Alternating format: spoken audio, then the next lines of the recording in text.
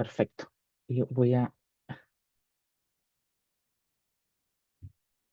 así, ya. Nuevamente damos las gracias, em, hermanos, amigos que han podido disponer de su tiempo para poder estar en esta reunión.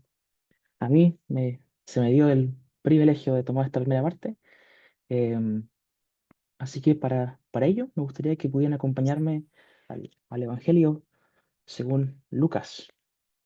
Evangelio según Lucas, capítulo 6 versículo 46. Una historia, más que una historia, un pasaje bastante conocido, em, ya que tenemos un corito en relación a ello. Así que leamos. Dice Lucas 6:46, ¿por qué me llamáis Señor, Señor, y no sabéis lo que yo digo? Todo aquel que viene a mí y oye mis palabras y las hace, os indicaré a quién es semejante. Semejante es al hombre que al edificar una casa, cavó y ahondó, y puso el fundamento sobre la roca. Y cuando vino una inundación, el río dio con ímpetu contra aquella casa, pero no la pudo mover, porque estaba fundada sobre la roca. Mas el colló y no hizo. Semejante es al hombre que edificó su casa sobre tierra, sin fundamento, contra la cual el río dio con ímpetu, y luego cayó, y fue grande la ruina de aquella casa. Bueno, este es un pasaje, la verdad, bastante conocido, que tenemos la contraparte, ¿cierto? En Mateo. Eh, Solamente como contexto, nos encontramos en, en el Sermón del Monte, Sermón de la Montaña, parte final de lo que sería esta enseñanza del Señor Jesús a esta multitud, a sus discípulos. em, y sería esta el medio por el cual el Señor Jesús vendría a terminar un poco este mensaje, esta enseñanza final junto a esta parábola de la cual bien conocemos como el corito, el sabio, el necio y el sabio, los dos cimientos, em, los dos constructores también, como también se conoce.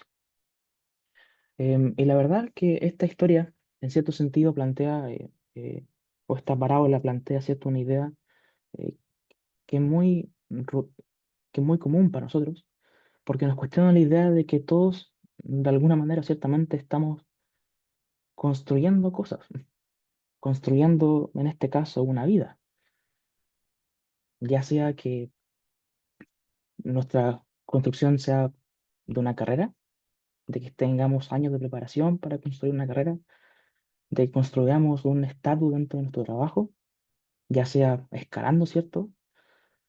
Que construyamos una familia.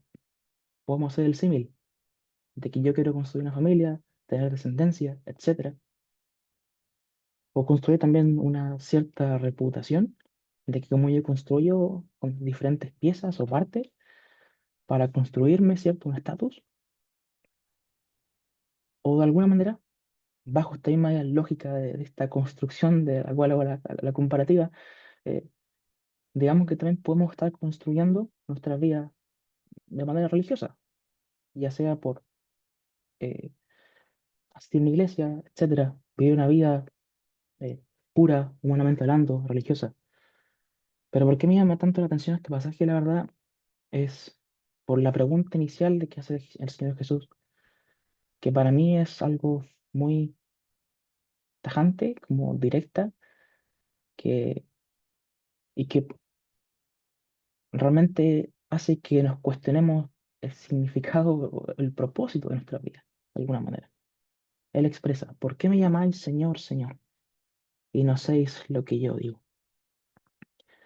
Y de alguna manera esta pregunta inicial que hace Jesús para terminar esta sección final de su mensaje es algo bastante, que a mí parece como incómodo, eh, ya que de cierta manera muchas personas creen conocer a Jesús, muchas personas creen tener una relación con Dios, poder tener una relación junto al Señor Jesús y que expresan ciertamente, Señor, Señor, pero de alguna manera su vida no demuestra eh, esto. Su vida demuestra todo lo contrario. De alguna manera podemos resumir esta idea de que alguien puede hacer una iglesia, dar dinero a los pobres, conocer de la Biblia, conocer de alguna manera a Jesús, saber quién es Él, pero como dice la historia, aún así estar construyendo una vida sobre la arena. En cierto sentido, podemos mantener una fachada, una perspectiva externa de nuestra vida, pero que realmente no esté bien fundamentada. De igual manera, igual me gusta la historia por temas constructivos y cómo se relaciona. eh, pero si pensamos en un edificio, por ejemplo, pueden haber dos edificios que por apariencia eh, sean hermosos, de que estén bien diseñados, de que tengan un buen brillo, ¿cierto? Que estén bien diseñados, pero a nivel externo, digo yo, a nivel fachada. Pero por dentro, el edificio puede estar completamente podrido. Puede tener el piso todo corroído, puede tener las columnas malas. Entonces, de cierta manera, eh, este pasaje en cierto sentido nos invita a reflexionar de que por fuera podemos mostrar una cierta, eh, una cierta fachada, una cierta hermosura, pero realmente por dentro no. Por dentro entender de que nuestra vida está sin propósito y sin fundamento. Entonces lo que hace el escritor es plantear la pregunta y decirnos, ¿cómo estás Respondemos, construyendo tu vida? ¿Sobre respondemos. qué estás construyendo tu vida? Ya, mi amor. ¿Alguien se...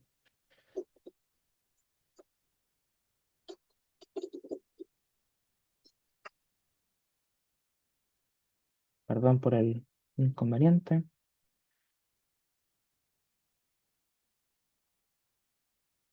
Ya.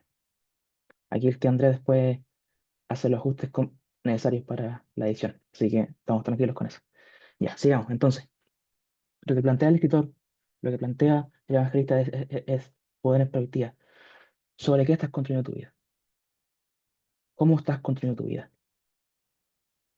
¿Estás utilizando, como mencionado, el estatus, tu familia, tu carrera, tus posiciones? ¿O es Cristo? ¿O es Cristo? Entonces, qué nos comenta esta parábola? Nos dice, de alguna manera nos presenta dos conductores, ¿cierto? El sabio y el necio, como conocemos. Por un lado, el bueno y el malo, entre comillas. Pero básicamente nos menciona a dos tipos de personas, dos conductores. Lo curioso de esta parábola es de que, en cierto sentido, no hay como una diferenciación de las personas hasta el final, porque realmente ambos oyen las palabras de Jesús. Ambos saben quién es Él. Ambos se edifican. Ambos hacen. Por ende, estos dos tipos de personas pueden ser, en cierto sentido, réplicas o pueden parecerse iguales, porque ambos están escuchando las palabras de Jesús. Ambos pueden llamar al Señor Jesús, porque ambos están edificando. Ambos tienen su casa. Por ende, como mencioné antes, por fuera, sus casas pueden parecer iguales, porque el texto nos dice, bueno, ambos construyen su casa. De alguna manera están en la misma posición. La diferencia que nos muestra el texto es que uno cava profundo, se toma el tiempo de cavar profundo y edifica su casa sobre la roca, y el otro simplemente construye sobre tierra. De alguna manera esto nos muestra un cierto sentido de una falsa seguridad. Eh, en otras partes se mencionan diferentes pasajes de los evangelios, por ejemplo, de cómo eh, muchas personas eh, hicieron cosas en el nombre del Señor Jesús. Por ejemplo, dicen que, Señor, Señor, en tu nombre hicimos esto o aquello. Y Jesús básicamente le responde, yo nunca os conocí. En cierto sentido, estos dos tipos de personas pueden llevar un mismo rumbo, pueden llevar un mismo rumbo, pueden hacer las mismas cosas, pero de alguna manera es aterrador en cierto sentido, porque puede significar de alguna manera de que hay personas que creen que están haciendo las cosas bien, de que creen tener una relación correcta con Jesús, de que creen seguir un camino de pureza, un camino que realmente está bien fundamentado o bien hecho, pero darse cuenta que no. Pero al fin del día, en realidad nunca lo hicieron y nunca lo conocieron a él. Entonces, eh, pasa algo parecido con Jesús, en el sentido de que no importa las obras que uno haga en su nombre, no importa las cosas que hayas hecho, no importa las cosas que tú hiciste, en cierto sentido, en su nombre, o si hiciste en la iglesia, o si cuánto lo conociste, o cuánto lloraste en una reunión, o cuán feliz te hizo escuchar un mensaje. Si nunca has entregado tu vida a él, es simplemente una fachada linda que por dentro se está pudriendo. Todo vuelve a lo mismo. Puedo manifestar un buen un edificio que se ve espectacular, pero que no está bien fundamentado. Y de que por fuera podemos expresar una cierta espiritualidad, pero por dentro estar completamente destruido. Básicamente, aquí la cuestión no es de que si uno es más bueno que el otro, no es simplemente de que, este es bueno, este es malo. No, digamos que aquí hablamos de cómo está fundamentado todo. ¿Es Cristo o eres tú mismo? ¿Es tus posesiones o es Jesús? Volvemos a lo mismo. Tú puedes llamar Señor, Señor, ir a todas las reuniones, poner en evidencia tu corazón en fervor, pero realmente por dentro está diciendo no, yo soy mi propio Señor. Aquí no hay, no, es que no, Jesús no. Y lo curioso es que el pasaje nos muestra ciertos dos tipos de personas que van, digamos que siguiendo un mismo rumbo, en cierto sentido de que ambos oyen, eh, escuchan, ¿cierto? Construyen. Pero hay una realidad que se muestra en el pasaje que es una ruina, una tormenta, una lluvia que viene. Aquí dice que Jesús dice que cuando vino una inundación,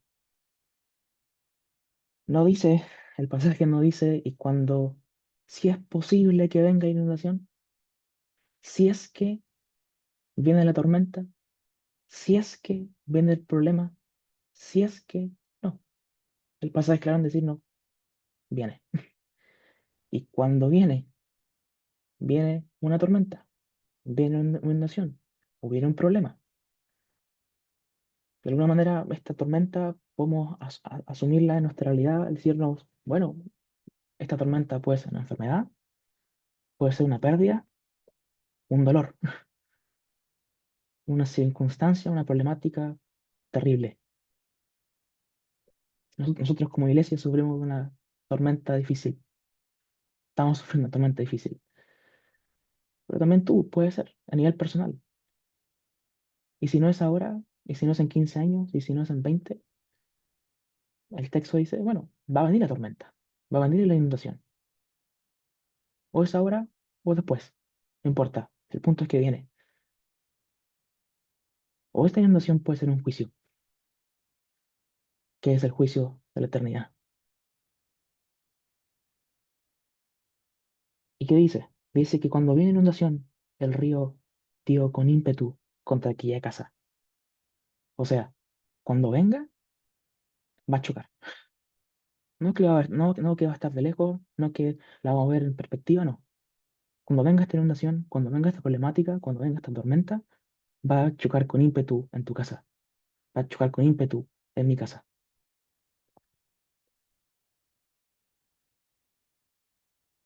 Y es un texto que a veces citamos y de alguna manera sigue un poco esta idea, ¿cierto? De que está establecido para los hombres que aman una sola vez. O sea, pueden venir problemáticas o también puede llamarle la muerte. La muerte puede venir en 15, en 20, en 30, en 40, mañana. Me puedo morir mañana. Las circunstancias no están en nuestro control. Pero lo que sí sabemos es que es algo seguro y es inevitable. O sea, esta inundación, esta tormenta o este juicio, esta muerte es algo inevitable. Y no importa lo que uno crea, no importa en la posición que uno esté, va a venir. Y lamentablemente, si esta vida que tú estás construyendo está edificada por sobre obras o por sobre obsesiones, estatus en tu trabajo, por cómo estás construyendo tu carrera, por cómo quieres ascender en la escala de tu trabajo para llegar al primer puesto, todo eso, vamos a hacer el símil de que es la Tierra. No tiene fundamento, no tiene futuro. Sí, realmente repito, y, lo que el punto, por fuera puede lucir bonito, pero por dentro no, pero por dentro no. Un hermano, en relación a este pasaje, comentaba algo así como que, que una iglesia parecía parecer intacta tras un terremoto, pero su base se había movido. Él decía que ya no era segura, aunque por fuera lucía bien. De alguna manera, este hermano decía así como que así puede lucir nuestra alma si no está fundamentada en Cristo. Tarde o temprano va a caer, tarde o temprano va a ser destruida. Pero esto es una predicción del Evangelio. Evangelio, buena noticia.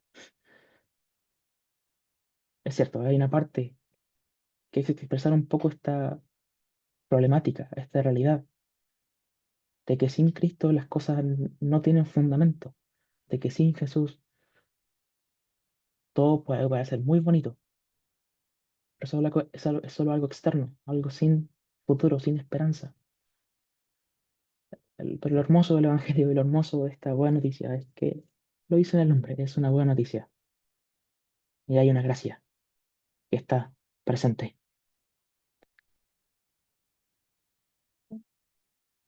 Si leemos el pasaje que el Señor no está solamente advirtiendo, Él también está ofreciendo. Él dice, todo aquel que viene a mí, yo oí mis palabras y las hace. O sea, acá hay tres verbos, ¿cierto?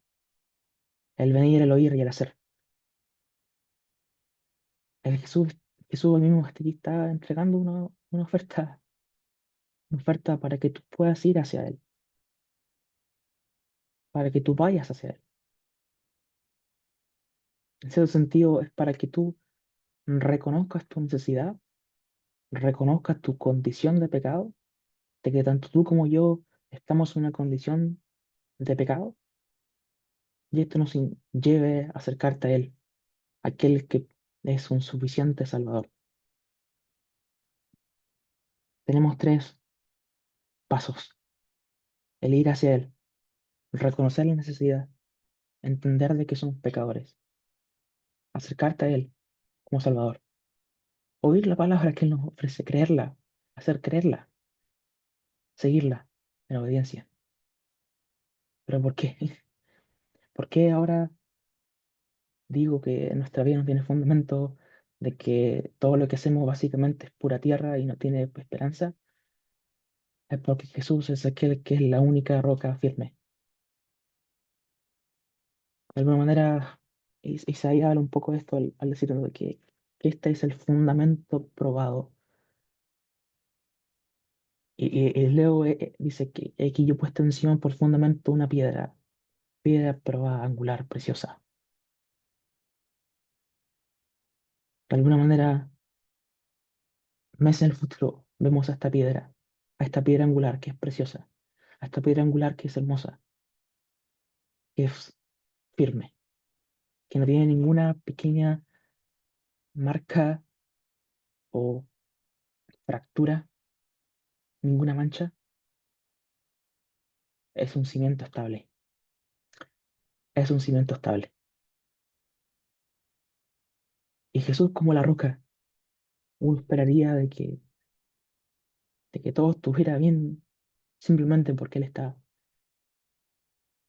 pero esta roca que es Jesús mismo, Él hace algo que para nosotros es algo, cuando lo leemos, algo tan loco, fuera de lo normal, lo humano, de que esta roca va a una cruz y de que en la cruz, si ocupamos la misma idea de esta parábola, Jesús experimentó, soportó, tuvo que sufrir la consecuencia de la inundación, las consecuencias de esta inundación que era un juicio, que era un desamparo. Aquel que vivió una vida perfecta, aquel que vivió una vida sin ninguna mancha de insuficiencia, ninguna pequeña rasguño de debilidad, siendo él Dios, hombre, siendo el sublime, el hermoso, esta piedra y cimiento estable, es aquel de que muere y sufre las consecuencias de nuestro rescate, y sufre la inundación, y sufre el juicio, y sufre la tormenta, por amor, porque te ama. La buena noticia consiste en su punto central de que Jesús vino, porque hay un Dios que te ama de tal manera que envió a su Hijo para darte un rescate.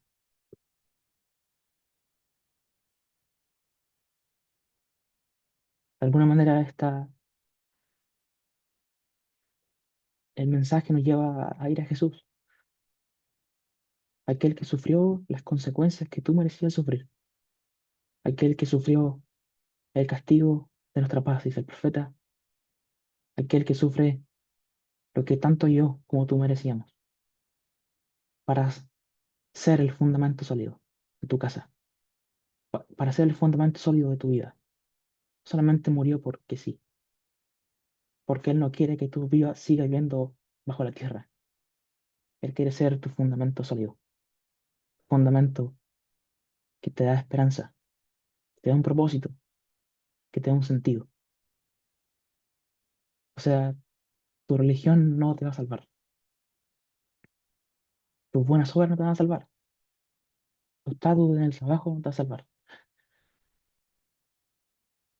¿Cómo construyes tu carrera? ¿Cómo construyes tu vida? Si estás lejos de Cristo no te va a salvar. Jesús te invita a formar un pacto con Él, una relación con Él. No simplemente creer por creer no. Es que Él sea tu fundamento, pero también que Él sea como un padre, que Él sea tu salvador, tu redentor, aquel en el cual tú puedes tener una relación junto a Él, de amor, de esperanza. Pero esto, por ende, también nos lleva a que tú tienes que responder a ello. Esta es la mala noticia. Viene la inundación. La buena noticia, Jesús sufre la inundación, sufre la tormenta, sufre las consecuencias por ti, por amor a ti. Ahora tú tienes que responder. No puedes quedarte con brazos cruzados. Jesús no está buscando gente que le diga Señor, Señor, solamente. De labios para afuera, todos puedo manifestar una fachada de pureza. Él busca discípulos, él busca hijos. No basta con una confesión superficial. Él quiere tu corazón. Él te quiere a ti. Podemos pensar de que somos incapaces, insuficientes, y de que Él no me necesita a mí y no te necesita a ti. Pero en cierto sentido, el Señor quiere que tú participes junto a Él. Quiere salvarte por amor. La respuesta es no escondiendo nada. Tú no tienes que ir a Él mostrando una falsa espiritualidad. Tienes que ir a Él tal como eres, con tu pecado, con tus debilidades, con tus problemas y tus temores, porque Él te recibe, porque Él te perdona y porque Él te puede transformar. Este mi hermano decía así como, claro, él preguntaba, dice, ya, ¿conoces tú a Jesús? ¿Qué es la pregunta? Pero realmente la verdadera pregunta es, ¿Él te conoce a ti? ¿Te reconocerá algún día como su hijo? ¿O te dirá, no te conozco, hacedor de maldad? Estos dos hombres conocían a Jesús, ¿sí? Hacemos la comparativa.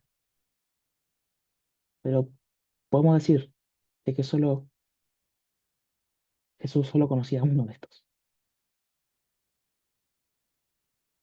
Él te conoce a ti, sabe quién eres, puedes con seguridad decirle, llamarle Señor y Padre y que Él te diga hijo. La respuesta nos dice, nos invita, hoy hay que responder, hoy hay que asegurarse de la roca. Si tú tuvieras tu casa, te aseguro que si tú tuvieras tu casa y te dicen que tienen problemas de que se empieza a inundar, de que tiene el piso corroído, de que la madera se está pudriendo, te aseguro que no vas a esperar una semana. Te aseguro que no vas a esperar hasta el otro mes. ¿Sabes qué? No, tengo todo el primer piso inundado, no importa, espero el próximo mes. Vas a estar llamando constantemente, urgentemente, porque es un problema urgente. No hay que esperar, no hay que esperar hasta mañana. Hoy, hoy es necesaria la respuesta.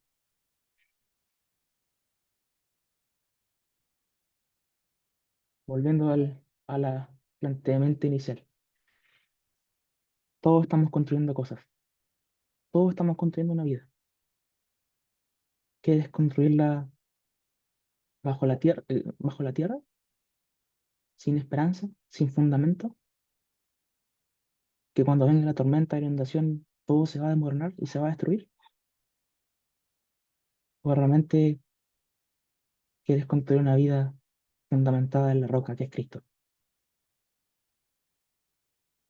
Él te está llamando. Él viene a ti y te dice, no tienes que vivir una vida sin esperanza, porque Él es la roca, esta roca probada, este cimiento, este fundamento probado, este cimiento probado, que es precioso, y que Él entregó su vida para darte vida.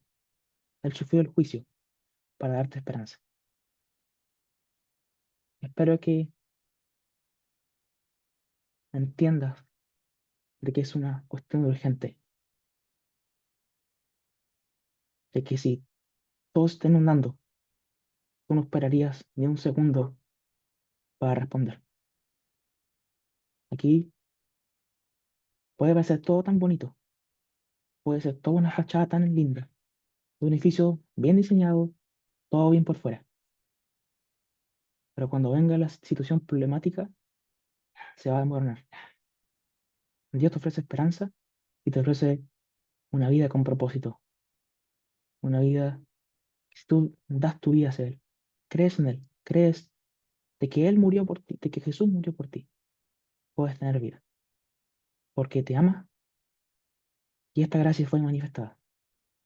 Esta gracia fue manifestada.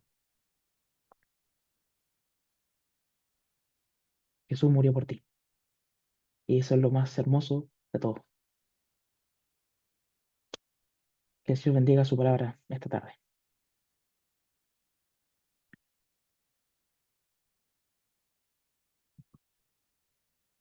Para la segunda parte de esta reunión, Acompáñenme a leer una porción en el Evangelio según Juan. El Evangelio según Juan.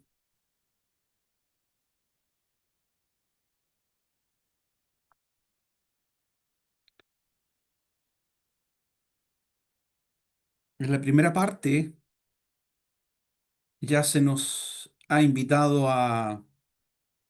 creer, a confiar en el Evangelio, a creer en el Señor Jesús para el perdón de nuestros pecados. Se nos ha llevado a reflexionar sobre la importancia o sobre el fundamento de nuestra vida. ¿Dónde descansa nuestra vida?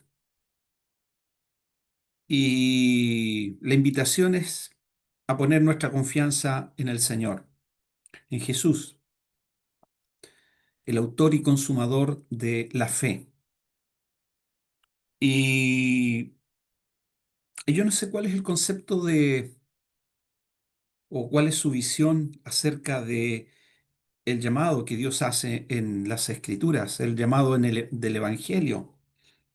El Evangelio es una buena noticia, pero también en el Evangelio, para hablar de la buena noticia, tenemos que mostrar la realidad por la cual el Evangelio es dado. El Evangelio es el mensaje de Dios. El Evangelio es para hombres necesitados, hombres y mujeres. El Evangelio no es para los buenos. Jesús dijo, yo no he venido a llamar a justos, sino a pecadores. Y en otra ocasión dijo que en realidad los sanos no tienen necesidad de médicos, sino los enfermos. Y el Evangelio, para poder brillar en su esplendor de mensaje, eh, el Evangelio debe mostrarnos la realidad de nuestro pecado. Somos pecadores y nuestro pecado nos lleva rumbo a la condenación. Nuestro pecado nos aleja de Dios. Mientras orábamos antes de la reunión, hablábamos de este abismo tan grande que hay entre la santa pureza de Dios contrastada con la pecaminosidad nuestra. Somos pecadores por naturaleza. Nuestra naturaleza es una naturaleza caída. El germen o el gen del pecado se ha ido transmitiendo de generación en generación. Y una muestra de que somos pecadores es que la muerte nos alcanza a todos, como decía Benjamín. No hay nadie que escape a la muerte. El pecado entró en el mundo por un hombre y por el pecado también entró la muerte. La muerte pasó a todos los hombres, en todas las edades, en todas las generaciones, por cuanto todos pecaron. Es decir, la consecuencia de que vamos a morir es porque está la raíz dentro nuestra, que es el pecado. Pero no solo somos pecadores porque hemos transmitido o se ha transmitido de generación en generación este germen del pecado a ti y a mí, sino también la evidencia del pecado, este germen se manifiesta en nuestra vida cotidiana. ¿Tú amas a Dios por sobre todas las cosas? ¿Tú amas a Dios intensamente como las Escrituras nos manda y nos insta a amar a Dios con todo nuestro ser, con todos nuestros pensamientos, con todo nuestro corazón, con toda nuestra voluntad, con todo lo que somos? Bueno, si no somos de amar a Dios, es porque eso es una evidencia de que somos faltos, que nuestros pecados hacen que es imposible que estemos a la estatura y a la altura de Dios. Es por eso que el Evangelio resuena y resuena maravillosamente para hombres pecadores, para ti y para mí. Así como nadie escapa y puede escapar de la muerte, así también el Evangelio es para todos. Habían allí en el capítulo 12 allí en el capítulo 12 de Juan, vamos a leer rápidamente, dice, vamos a leer unas porciones antes de comentar algunas cosas. Dice en el versículo 20, habían ciertos griegos entre los que habían subido a adorar a la fiesta. En el relato que vamos a leer, más o menos es eh, como una semana antes de la celebración de la Pascua.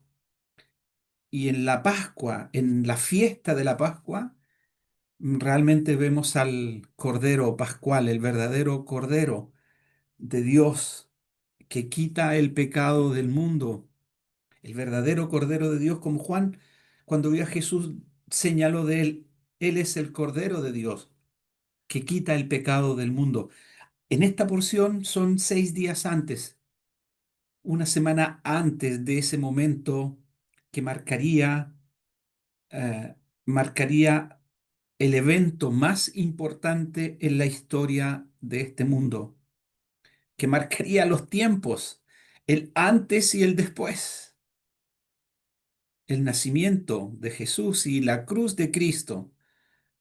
Son eventos trascendentales en la historia humana.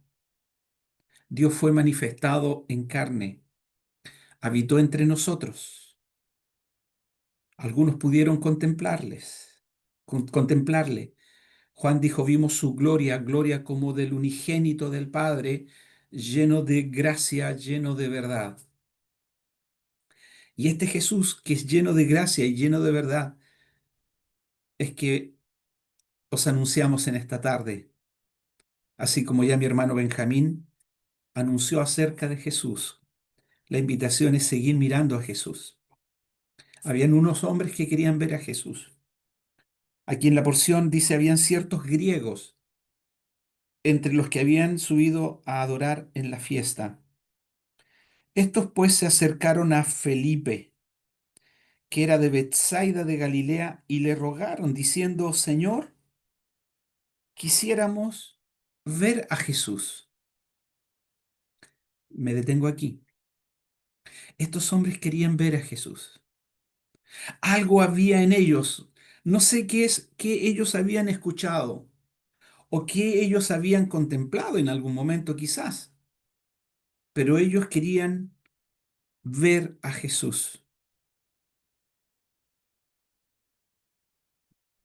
Como en otra ocasión, más atrás, aquí mismo en Juan, discípulos de Juan se acercaron a Jesús y le dijeron, Señor, ¿dónde moras? ¿Dónde moras? Y el Señor Jesús le dijo, venid y ved. Y ellos se quedaron con Jesús aquel día y conocieron a Jesús. Entendieron acerca de aquel que es el Cordero de Dios que quita el pecado del mundo, de quien las escrituras del Antiguo Testamento hablaban y que se personifican en él, porque Él es la palabra de Dios, porque Él es la verdad de Dios, porque Él es de quien las escrituras hablan y mencionan. Y uno de aquellos hombres dijo, volviendo después en busca de su hermano, dijo, hemos hallado al Mesías, hemos hallado al Mesías. Estos hombres griegos vinieron donde los discípulos de Jesús y le dijeron, quisiéramos ver a Jesús. Yo no sé si en ti ha nacido este sentimiento profundo de realmente ver a Jesús o en otras palabras, conocer a Jesús, de realmente quién es Él y qué puede hacer Él por ti. Dice que Felipe fue y se lo dijo a Andrés. Entonces Andrés y Felipe se lo dijeron a Jesús. Y aquí hay una primera declaración importante del Señor. Jesús le respondió diciendo, ha llegado la hora, ha llegado la hora. En muchas otras ocasiones el Señor se aleja cuando vinieron a Él para hacerle rey, cuando vinieron a Él para buscar más milagros, cuando vinieron a Él para hacerle un hombre importante, el Señor se escabulló y salió. Y en alguna ocasión dijo, aún no ha llegado mi hora.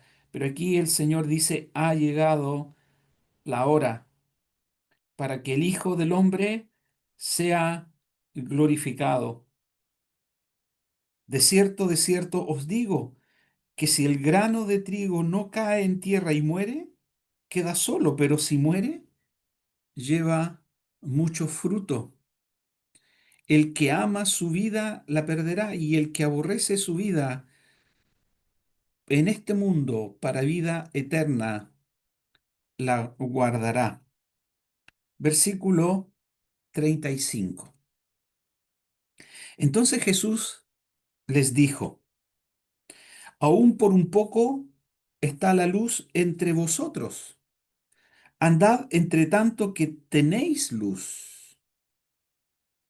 Ya ha llegado la noche, y caminar de noche en esta época donde también bajan eh, mucha bruma, muchas tinieblas en algunos momentos o en algunos lugares, que hace prácticamente la conducción o avanzar, porque hay mucha camanchaca, mucha bruma, mucha tiniebla y escasea la luz. Pero el Señor dice, aún por un poco está la luz entre vosotros. Andad entre tanto que tenéis luz para que no os sorprendan las tinieblas, porque el que anda en tinieblas no sabe a dónde va. Aquí el Señor no está hablando de las tinieblas físicas, sino realmente está hablando de la vida de aquellos que viven en este mundo sin Jesús, de aquellos que viven en esta vida sin la luz de Dios. Dice las Escrituras que la condición de ellos es una condición de tinieblas. Y yo no sé si usted ha estado en un lugar oscuro de tinieblas donde realmente no se ve o no se palpita casi nada o no se puede ver mucho. Y en otras ocasiones no se ve absolutamente nada. Mi padre trabajó en la mina en Lota, nuestro hermano don Juan también, y siempre nos cuenta esa anécdota de bajar a la mina con su lámpara, caminar por las galerías, por los túneles y apagar la lámpara. Realmente realmente en tinieblas no se ve nada. Si usted puede visitar eh, en Lota el chiflón, ¿cómo se llama? El chiflón del diablo ahí, y entrar a la mina y hacer esa experiencia, eh, apagando la lámpara y no ver nada, absolutamente nada, entonces uno puede pensar en este pasaje. Entre tanto que tenéis luz, dice, andad entre tanto que tenéis luz para que no os sorprendan las tinieblas, porque el que anda en tinieblas no sabe a dónde va. Esta es la experiencia de la vida que está sin Dios y sin salvación. Es una vida en tinieblas que no tiene destino, que no sabe a dónde va. Entre tanto que tenéis la luz, creed en la luz para que seáis hijos de luz. Estas cosas habló Jesús y se fue y se ocultó de ellos. Pero a pesar de que había hecho tantas señales delante de ellos, no creían en él. Para que se cumpliese la palabra del profeta Isaías, que dijo, Señor, ¿quién ha creído a nuestro anuncio? ¿Y a quién se ha revelado el brazo del Señor? Por esto no podían creer, Porque también dijo Isaías, cegó los ojos de ellos y endureció su corazón para que no vean con los ojos y entiendan con el corazón y se conviertan, y yo los sane. Isaías dijo esto cuando vio su gloria y habló acerca de él. Con todo eso, aún de los gobernantes, muchos creyeron en él, pero a causa de los fariseos no le confesaban para no ser expulsados de la sinagoga, porque amaban más la gloria de los hombres que la gloria de Dios. Continúo la lectura, versículo 44. Jesús clamó y dijo, el que cree en mí no cree en mí, sino en el que me envió. Y el que me ve, ve al que me envió. Yo, la luz, he venido al mundo, para que todo aquel que cree en mí no permanezca en tinieblas. Al que oye mis palabras y no las guarda, yo no le juzgo, porque no he venido a juzgar al mundo, sino a salvar al mundo. Paréntesis, paréntesis. Esta porción hay que verla en el contexto donde está. El Señor va a la cruz y su propósito era ir a la cruz. Aunque hay otra porción que dice que en realidad el Padre a nadie juzga, sino que todo el juicio lo ha dado al Hijo, para que todos crean en el Hijo, así como creen también en el Padre. Aquí no hay una contradicción en esta porción, sino lo que está resaltando el Señor es la obra que Él va a realizar, por el cual vino a este mundo. Y su obra es ser el Cordero de Dios que quita el pecado del mundo, y para eso Él tenía que ir a la cruz. El que oye mis palabras y no las guarda, yo no le juzgo, porque no he venido a juzgar al mundo, sino a salvar al mundo. El que me rechaza y no recibe mis palabras, tiene quien le juzgue. La palabra que he hablado, ella le juzgará en el día postrero, porque yo no he hablado por mi propia cuenta. El Padre que me envió, Él me dio testimonio de lo que he de decir y de lo que he de hablar. Y sé que su mandamiento es vida eterna. Así pues, lo que yo hablo, lo hablo como el Padre me lo ha dicho. Lo hablo como el Padre me lo ha dicho. Fíjense que la porción aquí transporta al hombre desde la realidad terrenal a la realidad espiritual.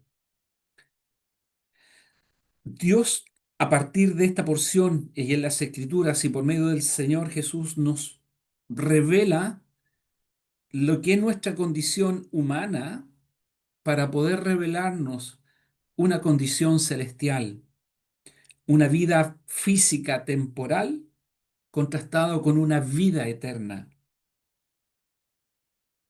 Y sé, como dice al final, sé que su mandamiento es vida eterna. Una vida de tinieblas contrastada con una vida de luz. Así que aquí está esa primera expresión que encontramos. Quizás aquí hay dos grandes verdades que se condensan allí en el versículo 36 y que en la porción anterior y en la porción que viene después, el Señor explaya o explica o podemos entender mejor lo que aquí está el Señor diciendo. A dos grandes verdades que el Señor menciona allí en el versículo 36. Dice, entre tanto que tenéis luz, creed en la luz para que seáis hijos de luz. Primera verdad, entre tanto que tenéis la luz que el Señor está mencionando, está está ahí con ellos. Y entre tanto que ellos tienen esa luz, el Señor hace otra invitación y es a creer en la luz para que seáis hijos de luz. Hay otra porción que nos dice que el que está sin Dios y sin salvación es hijo de ira, es hijo de las tinieblas. Y aquí la invitación es a creer para ser hijos, para ser hijos de luz. Entre tanto que tenéis No dice que tenéis luz, porque la luz no está en las personas. La luz no está en las capacidades de las personas. La luz no está en lo que las personas pueden adquirir en esta vida. Una posición, bienes, una religión, una conducta de vida, ser una muy buena persona, adquirir todos los bienes de este mundo y vivir benévolamente. Sí, ser una buena persona y poder servir a otros es parte esencial de lo que Dios busca en la vida de los hombres también. Y por eso que Dios implanta su espíritu en el que cree para ser hijos de luz y para que las obras puedan ser la realidad de vida. El Señor vino y el Señor obró en la vida de las personas. El Señor vino y el Señor actuó y el Señor nos invita y nos llama y Él ha preparado obras de antemano para que andemos en ella. La luz que es mencionada, que está en medio de los hombres, entre tanto que tenéis la luz, esta luz ya lo ha mencionado antes, allí en el capítulo 8, en el versículo 12. Otra vez Jesús les habló diciendo, yo soy la luz del mundo. El que me sigue no andará en tinieblas, sino que tendrá la luz de la vida. Y aquí también en el versículo 46, el Señor sigue enseñándonos y Él les revela a ellos. Yo la luz, dice, he venido al mundo para que todo aquel que cree en mí no permanezca en tinieblas. Él es la luz del mundo. Buscar a Jesús traerá el más grande beneficio en tu alma. Estos griegos fueron sabios, vinieron para ver a Jesús, queremos ver a Jesús. Y el deseo del corazón, a lo mejor ahora no podemos verle con nuestros ojos físicos, pero a través de las Escrituras podemos ver a Jesús. ¿Quién es Jesús? ¿Cómo su amor se manifestó en medio de los hombres? Y cómo su amor se revela para aquellos a los cuales Él llama amigos.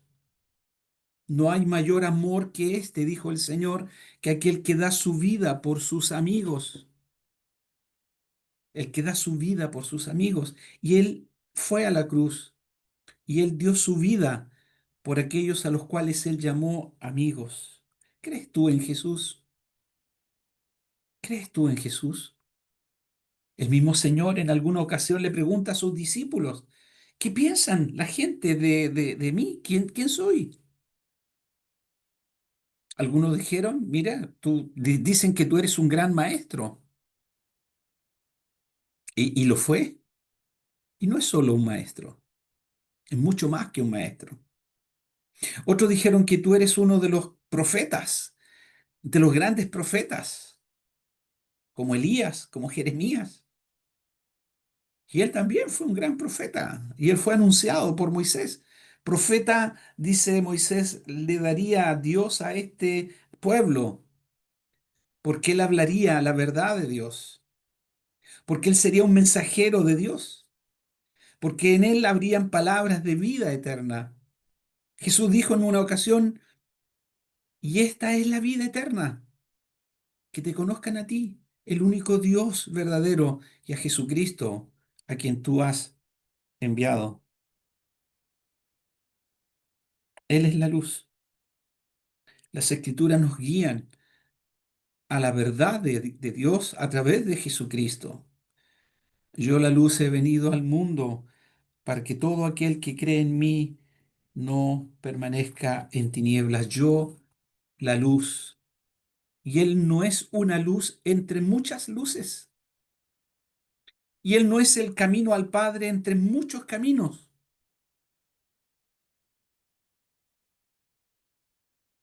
Yo soy el camino en singular.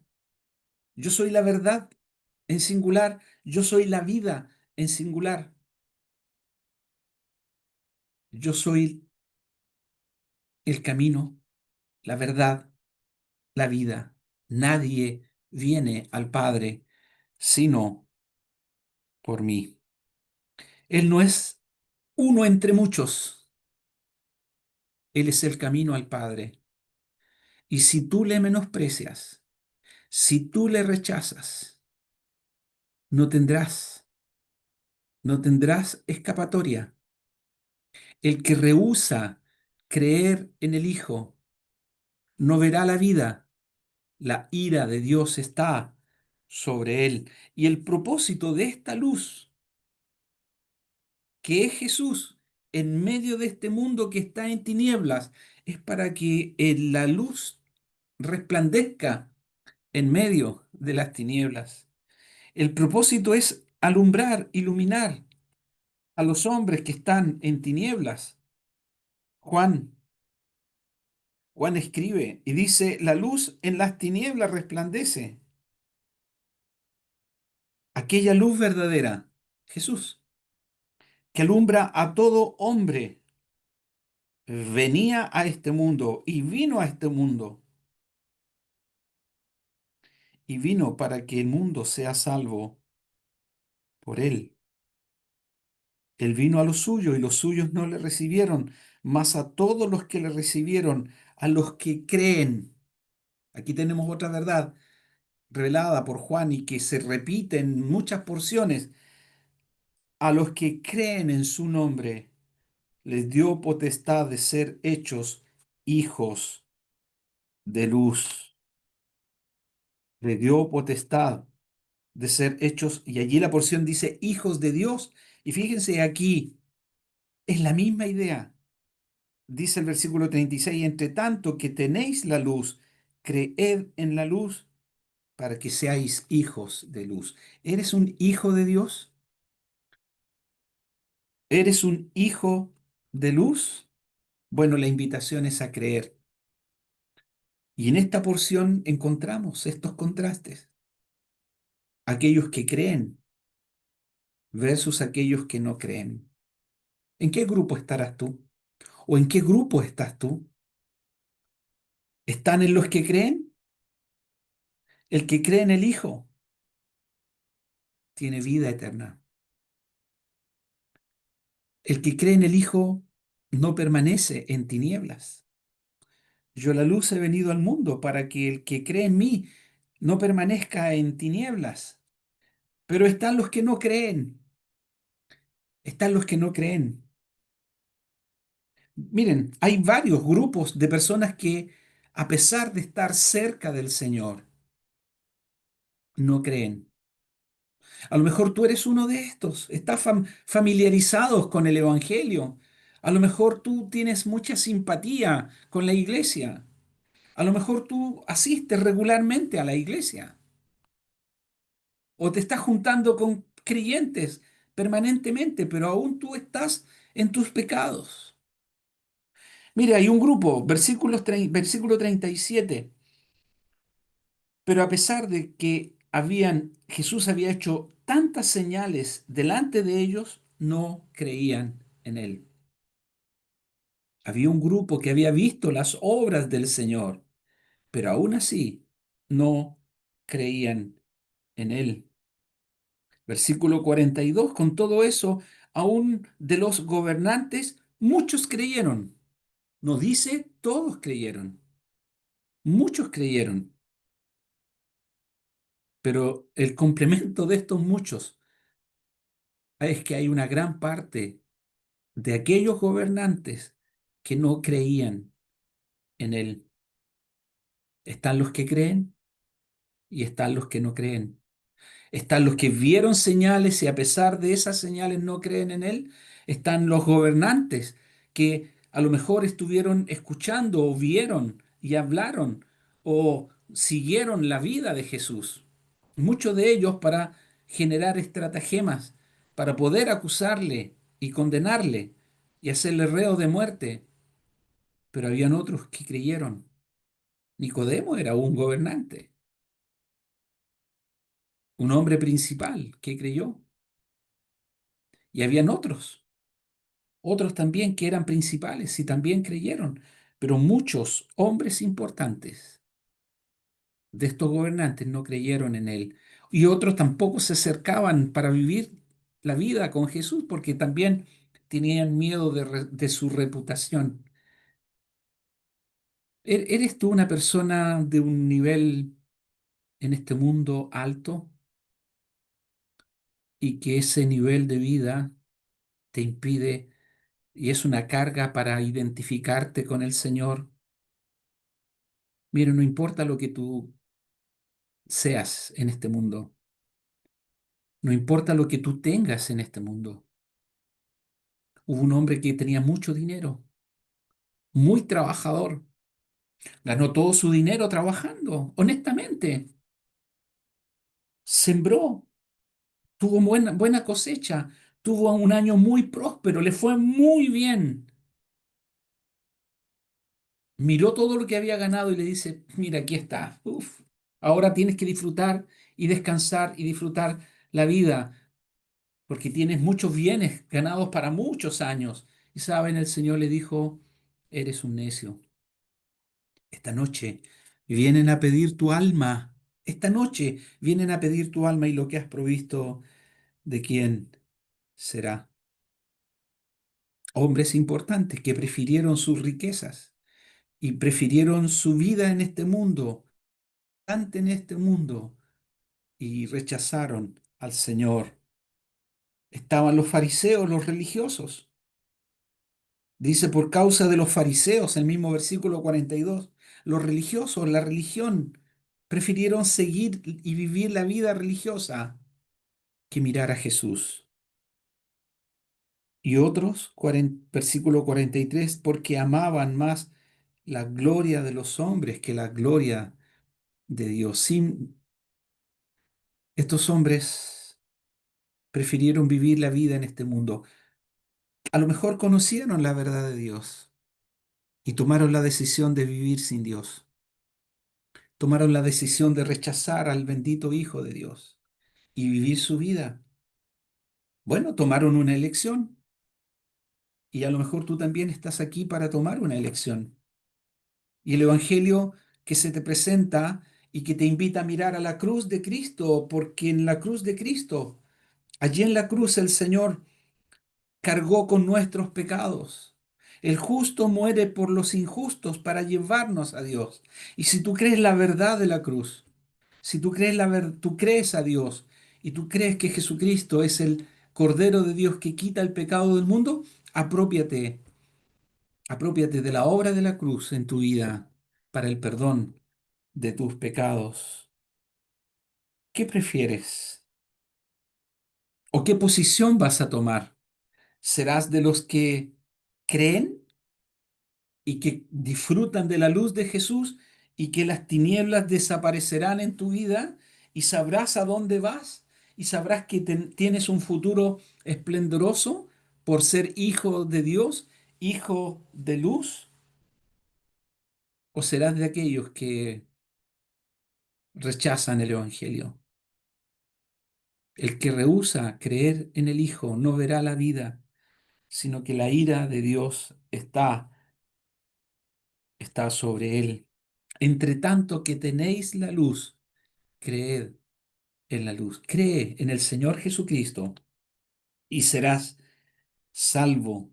Cree a Dios, cree en Él para el perdón de tus pecados. El que cree en mí, dijo el Señor, no cree solamente en mí, sino en el que me envió. Ven al Señor como aquellos griegos que vinieron a Jesús, querían conocer a Jesús. Ven a Jesús, preocúpate de tu vida eterna, de tu vida espiritual y del estado eterno de tu alma. El que cree en el Hijo tiene vida eterna. Que el Señor bendiga su palabra. Vamos a orar para terminar esta reunión. Padre nuestro, gracias te damos por tu palabra doblemente leída.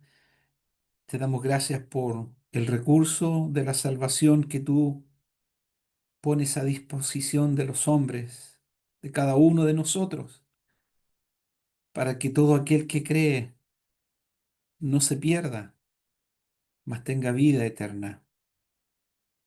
El Señor envió a los suyos por todo el mundo, id y predicad el Evangelio a toda criatura, a todas las naciones.